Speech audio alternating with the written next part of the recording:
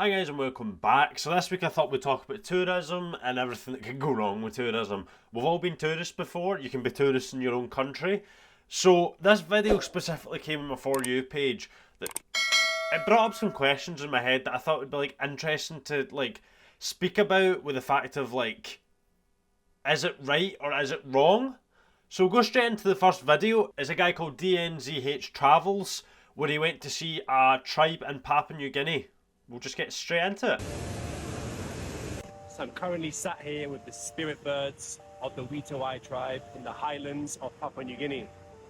These guys sit here by the waterfall, the sacred waterfall, and protect it from outsiders, from bad deeds, and they are pretty scary.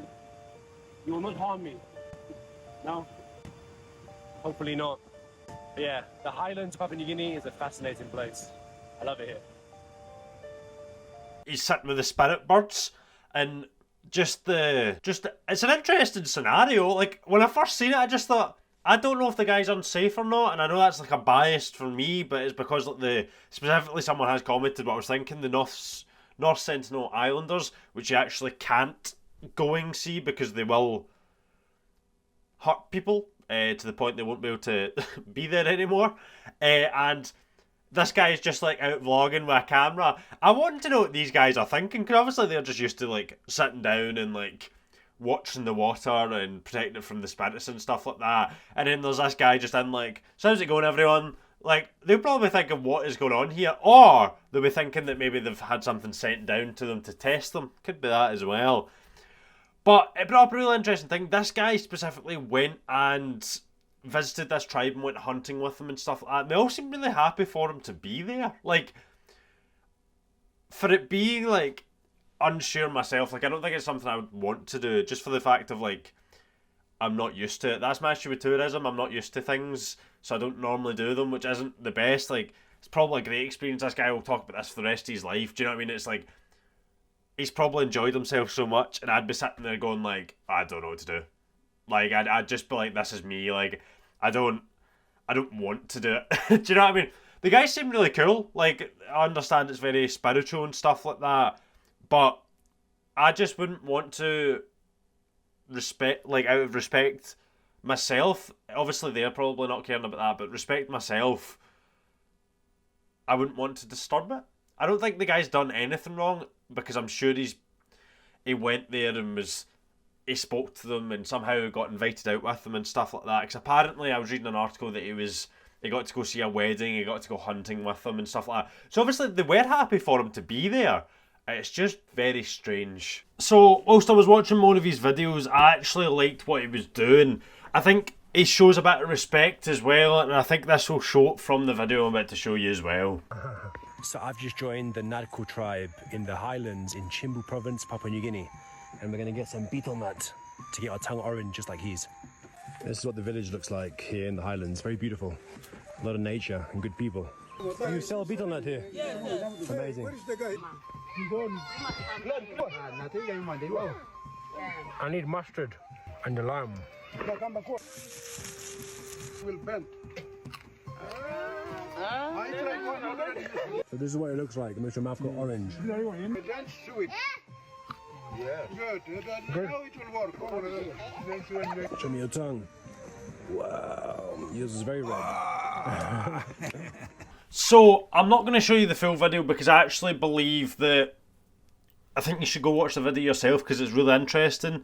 The reason he's donning himself all the stuff is because he wants to respect their culture and wants to learn more about their culture. And I think the fact that they're allowing him to do it means that it's good for him and good for them. And they all seem really happy to share it all. Obviously they're yeah, it shows when they're all showing their tongue, they're really passionate about it as well. They're happy that he's asking. That kind of led me into my next point about tourists just not knowing what to do in different countries, and a lot about respect and everything. So obviously I am from the UK, and lots of people come to London specifically to see the guards, the royal guards in front of Buckingham Palace. And I think some people think that they're there as a tourist attraction, but they are there to protect the king, technically. So they are real soldiers, and I think it's a very prestigious honour to become a royal guard. So obviously they are military trained, they know exactly what they should be doing, and they don't take anything bad essentially. So we'll go straight into it.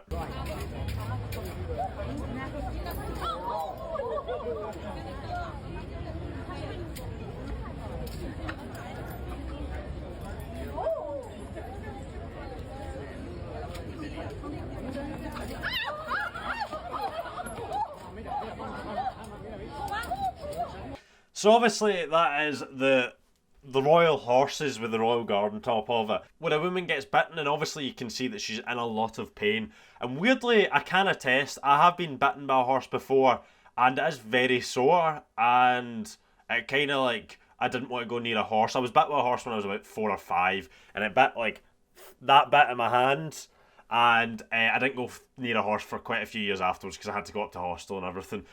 Was my fault that the horse bit me? I didn't know how to feed it properly, and I was told how to feed it properly. I was just ignoring the person that was telling me.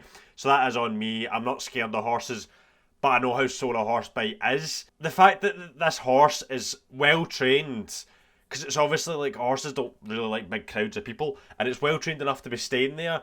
But it specifically says in a sign here, horses may bite, please be aware. But the horse was kind of like lunging at people before this woman went up, and it did catch a couple of people. So you'd think like logically and like trying not to get bit, you would just not go close to the horse. And maybe there is other guards further down that don't have horses that you can go take a photo of them. Like, you don't need to go one near the horse. Horses aren't all over the world. Do you know what I mean? Like, that horse is special, obviously, because it's specially trained. But that woman's been bitten. So, I don't know, like, is it her fault? I'd say it's her fault, to be honest. As long as, like, she's not, like, too annoyed about it, because obviously, like, I don't know her reaction afterwards, but the fact that there is a line to line up with this horse and that guard guy just looks like he can't be bothered with it anymore, because obviously the horse probably bites 4 or 5 people a day, like, constantly, and I don't know if they're allowed to speak apart from like telling someone to go away, but I don't think he's allowed to be like, oh, the horse is biting a wee bit today, stay away. Like, I've got a feeling the only thing he can do is either shout, get away, because I've never heard them just speak, I've never heard them shout. So yeah, it's an awkward scenario, I would say. So move on to the next one. You can't do that!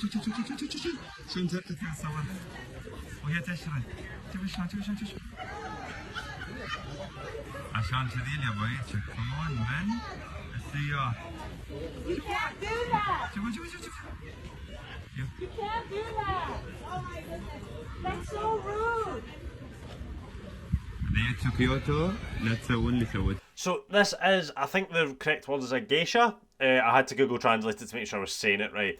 But it's a geisha and a tourist taking photos of them. And I don't know if there's like a thing that you're maybe not allowed to take photos or not, but that's not the point in this video. The point in this video is this person was told multiple times not to do it and how rude it was, but they still chased them down the street to get photos, which I think is so disrespectful, because you're in a country that you don't know their traditions, you don't know anything, and you're running down going, oh, I need this photo. Like, in theory, you could just Google that, do you know what I mean? Like, you could Google, oh, a geisha, and then you have a photo of them. Like, you don't need to be like, this is the one we've seen, because it looks like it's making the person really uncomfortable and they're doing everything to not get their photo taken, which I think's a bit of like context clues. You should know not to take the photo, because they're basically doing everything they can to run away from you, so from there you should go, maybe I shouldn't be taking this photo. And I just think the fact that Japan's obviously known for a lot of like respect and a lot of like very specific cultural things that you can and can't do, I think it's so bold of this person to turn around and be like, well, I'm taking the photo. Like, your photo is inconvenienced that person's day. That potentially, like, you getting that photo could have potentially made that person's day even worse. Do you know what I mean? Like, I know it's silly, but some people may be annoyed at the fact that you're getting a photo taken. Like, that's maybe made this, I'm just presuming she's a woman, that's maybe made this woman's day like so bad, because she's been like, oh, I've just got another photo taken, I'm trying to walk down the street doing this, oh, another photo, oh, another photo. Like, I don't think they're doing that specifically for tourist reasons. I think they choose to be geishas. I keep saying the word wrong. I do apologise for the way I'm like doing it, but the fact that this person's just taking photos of them, I just believe very disrespectful. But yeah, so please let me know what you think in the comments down below. Obviously, we probably all have different opinions and things, but I'd love to hear them. So yeah, like, comment, subscribe.